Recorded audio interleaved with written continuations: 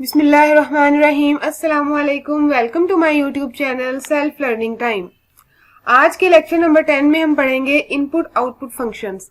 Input output functions क्या होते हैं? ये मोस्टली जो है वो बिल्ट इन फंक्शंस होते हैं। और बिल्ट इन फंक्शंस आपको मैंने पहले ही बताया था कि बिल्ट इन फंक्शंस क्या होते हैं। ये ऐसे फंक्शंस होते हैं जो प्रोग्रामिंग लैंग्वेज में पहले से ही डिफाइन होते हैं। इनका मीनिंग, इनका पर्पस, इनका यूज सब जो है वो प्रोग्रामिंग लैंग्वेज में डिफाइन कर दिया जाता है। हम जस्ट इनको यूज करते हैं अपने प्रोग्राम में और इनका पर्पस जो है हमारे प्रोग्राम को पहले से ही पता होता है, हमारी लैंग्वेज को, वो इसलिए इसको बहुत इजीली अंडरस्टैंड कर लेता है।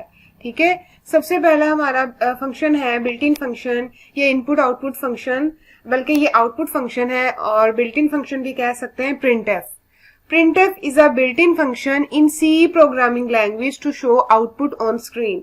यानी कि हमने अपनी प्रोग्रामिंग लैंग्वेज में को यूज करते हुए अपनी स्क्रीन के ऊपर अपनी आउटपुट में कुछ भी शो करवाना है। यानी कि हमें आउटपुट में कुछ भी चाहिए जो हमने वहां पर डिस्प्ले करवाना है, शो करवाना है, तो उसके लिए हम printf के फंक्शन को यूज करते हैं। जैसा कि आप लोग यहाँ पर एग्जांपल देख सकते हैं कि हमने बॉडी के अंदर यहाँ printf का फंक्शन यूज किया है और printf में का फंक्शन यूज करने के बाद हमने ब्रैकेट्स में यहाँ पे हेलो वर्ल्ड राइट किया है। जब आप लोग इसे एग्जीक्यूट करवाएंगे तो आउटपुट में हेलो वर्ल्ड डिस्प्ले होगा। ठीक है, printf के अंदर आप लोग जो कुछ भी राइट करेंगे तो वो एज इट इज जो है आउटपुट में डिस्प्ले हो जाएगा। यहाँ पर आप लोग सेकंड एग्जांपल देख सकते हैं कि अगर हम अपना कोई वेरिएबल अपने जो है printf को यूज करते हुए कोई वेरिएबल डिस्प्ले करवाना चाहते हैं आउटपुट में, तो सबसे पहले हम क्या करते हैं, उस वेरिएबल को डिक्लेयर करते हैं और इनिशियलाइज करते हैं। इनिशियलाइज और डिक्लेयर ना करें तो हम स्कैनफ को यूज कर लेते हैं ताकि हम वहां पर इनपुट को यूज करते हुए इनपुट के फंक्शन को यूज करते हुए वहां पर डिफरेंट वैल्यूज दे सके। लेकिन यहाँ पर हमने इसको डिक्लेयर भी कर दिया है और इनिशियलाइज भी कर दिया और सेकंड पे हम printf का फंक्शन यूज करते हुए एज के वेरिएबल को राइट कर देंगे और डिस्प्ले में हमें वहां पर एज printf की हेल्प से वहां पर एज जो है वो प्रिंट हो जाएगी, डिस्प्ले हो जाएगी आउटपुट में। ठीक है, यहाँ पर जैसे 25 एज थी तो आउटपुट में भी हमें 25 एज डिस्प्ले हो जाएगी। Format specifier. फॉर्मेट स्पेसिफायर क्या होते हैं? We need to specify the format of the data that we want to display using format specifiers.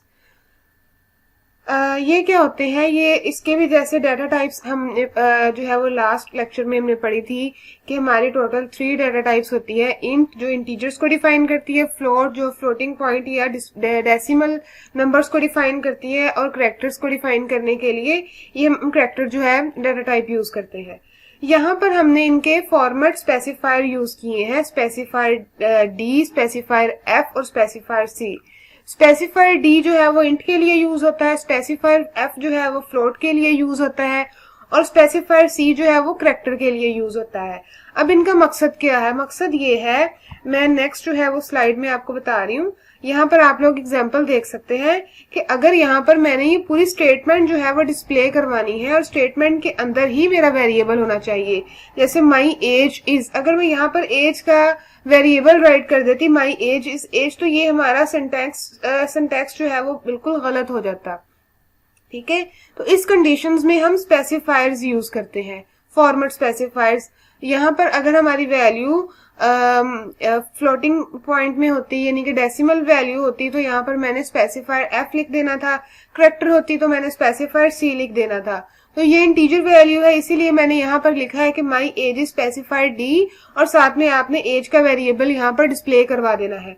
जब आप इस प्रोग्राम को रन करेंगे तो आउटपुट में यहाँ पर आप लोग देख सकते हैं ये शो हो जाएगा my age is 35।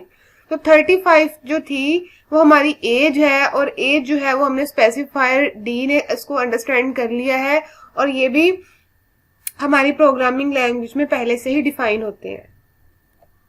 Scanf. Scanf जो है वो ये इनपुट फंक्शन है। printf जो था वो आउटपुट फंक्शन था, स्कैनफ जो है वो इनपुट फंक्शन है। Scanf is a built-in function in C language that takes input from the user into the variables.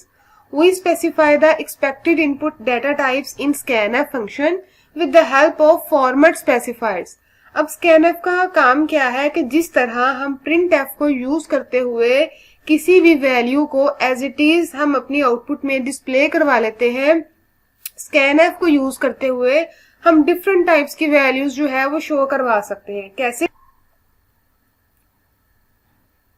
तो स्कैनएफ का जो मेन पर्पस है कि हम इसको यूज करके अपने वेरिएबल्स की डिफरेंट वैल्यूज जो है वो आउटपुट में डिस्प्ले करवा सकते हैं। प्रिंटएफ की हेल्प से तो जस्ट हम सिर्फ एक ही वैल्यू डिस्प्ले करवाते हैं, लेकिन स्कैनएफ की मदद से हम डिफरेंट वैल्यूज डिस्प्ले करवा सकते हैं। ठीक है, जैसा कि आप लोग देख सकते हैं कि इस एग्जाम्पल में हमने कोई ग्रेड नहीं दिया। ठीक है, हम हर बार जब भी इस प्रोग्राम को एग्जीक्यूट करेंगे तो हम डिफरेंट ग्रेड जो है वो डिस्प्ले करवा सकते हैं, और हम ग्रेड्स अपनी मर्जी का राइट कर सकते हैं, जितने भी जोन सा भी हम ग्रेड लिखना चाहें। ठीक है, तो स्कैनएफ के अंदर यूजर जो है वो अपनी मर्जी से कुछ भी राइट कर सकता है अकॉर्डिंग टू प्रोग्राम। नेक्स्ट हमारा फंक्शन है return zero. In the program return zero is used in main function which means program is executed successfully and also in help functions to return value from the function। ये हमारे return zero का मतलब है कि जो भी हमारा programme है उसको हमने एग्जीक्यूट करवा लिया है और वो सक्सेसफुली एग्जीक्यूट हो गया है। रिटर्न जीरो का लिखना जरूरी होता है। ये हमारे पूरे के पूरे प्रोग्राम के लास्ट पे लिखा जाता है। हमारी बॉडी में हमारी जो कर्ली ब्रैकेट्स होती है, जैसे कि आप लोग यहाँ देख सकते हैं, कर्ली ब्रैकेट्स से पहले इसको लिखा जाता है और प्रोग्राम की लास्ट स्टेटमेंट हमारी रिटर्न जीरो होती है। ठीक है, इसका मेन फंक्शन है कि इसने ये चीज इंश्योर करवानी होती है कि हमारा प्रोग्राम सक्सेसफुली एग्जीक्यूट हो चुका है। ठीक है, नेक्स्ट है गेट सी एच। अब गेट सी एच का जो फंक्शन है वो डेव सी प्लस प्लस में यूज नहीं होता। वो इसलिए यूज नहीं होता कि डेव सी प्लस प्लस में हम इसकी लाइब्रेरी फाइल यूज नहीं करते। जैसा कि वहां पे हमने एक लाइब्रेरी फाइल यूज की है studio.h, लेकिन यहाँ पर एक इसकी फाइल यूज होती है conio.h। ठीक है, और ये जो गेट सी एच का फंक्शन है ये टर्बो सी प्लस प्लस में यूज होता है। टर्बो सी प्लस प्लस भी एक टेक्स्ट एडिटर है जहां पर हम अपने सी के प्रोग्राम को राइट करके एग्जीक्यूट करवा सकते हैं। तो वहां पर हम ये conio.h की लाइब्रेरी फाइल्स यूज करते हैं और इंट मेन की जगह हम void मेन यूज करते हैं और गेट सी एच का फंक्शन यूज करते हैं। वहां पर रिटर्न जीरो नहीं यूज होता, वहां पर गेट सी एच यूज होता है, और इसका पर्पस भी रिटर्न जीरो की ही तरह है कि ये हमारी एग्जीक्यूशन को होल्ड करता है। ठीक है, आप लोग यहाँ देख सकते हैं कि यहाँ पर एक एक्स्ट्रा या एक न्यू लाइब्रेरी फाइल जो है इंक्लूड हो चुकी है conio.h, और इंट मेन की जगह पे void मेन यहाँ पर राइट हो चुका है और रिटर्न जीरो की जगह पे हमने गेट सी एच राइट कर ली। स्टेटमेंट टर्मिनेटर्स क्या होते हैं? स्टेटमेंट टर्मिनेटर्स जिस तरह हम इंग्लिश के सेंटेंसेस राइट करते हैं और उसके लास्ट पे फुल स्टॉप लगाते हैं, इसी तरह प्रोग्राम के लास्ट पर भी हम सेमीकोलोन का यूज करते हैं और सेमीकोलोन को हम प्रोग्राम स्टेटमेंट टर्मिनेटर्स कहते हैं। ठीक है, सी लैंग्वेज में इसे हम स्टेटमेंट टर्मिनेटर्स कहते हैं।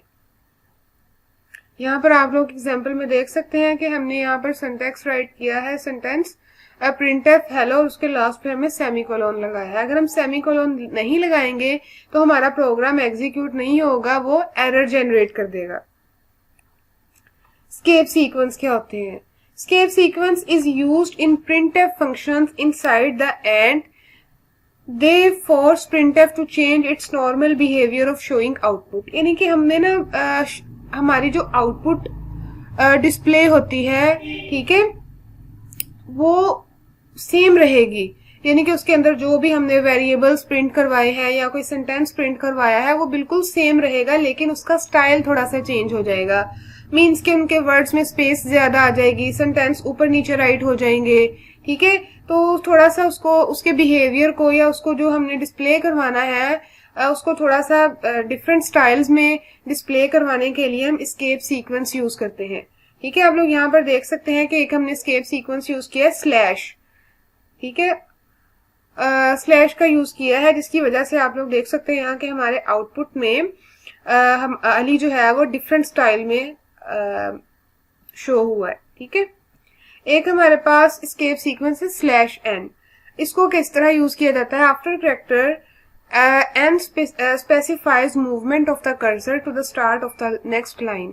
यानी कि हमने अगर प्रिंट एफ में कुछ भी स्टेटमेंट्स जो है वो दो या दो से ज्यादा स्टेटमेंट्स एक ही लाइन में लिखी है, लेकिन हम डिस्प्ले में या आउटपुट में उसे डिफरेंट लाइंस में शो करवाना चाहते हैं। जैसे हम कोई ऐसे राइट करते हैं, पॉइंट्स में ऐसे राइट करते हैं या पॉइंट्स में उसको शो करवाना चाहते हैं डिफरेंट लाइंस में, तो उसके लिए हम /n का स्पेसिफायर स्केप सीक्वेंस यूज करते हैं।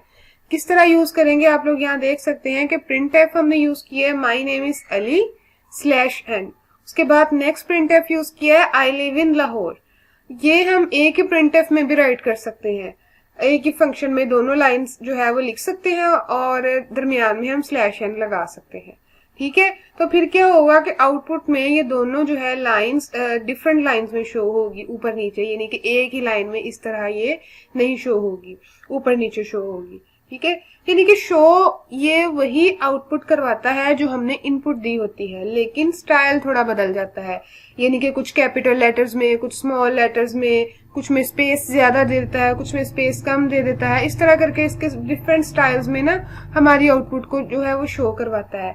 अब जिस तरह ये टैब का /t यूज करते हैं टैब के लिए, इसका पर्पस क्या होता है कि ये स्पेस के लिए यूज होता है। आप लोग देख सकते हैं कि यहाँ प्रिंट एफ में मैंने happy new year print F में लिखा है और दरमियान में हैप्पी के बाद /t, न्यू के बाद /t।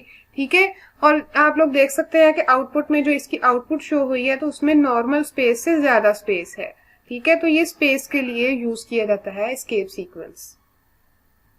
उम्मीद है आपको लेक्चर की समझ आई होगी। अगर आप लोग कुछ पूछना चाहते हैं तो नीचे कमेंट सेक्शन में पूछ सकते हैं और जल्दी से मेरे चैनल को सब्सक्राइब कर दें लेक्चर नंबर 11 के लिए। Thank you so much. Allah Hafiz.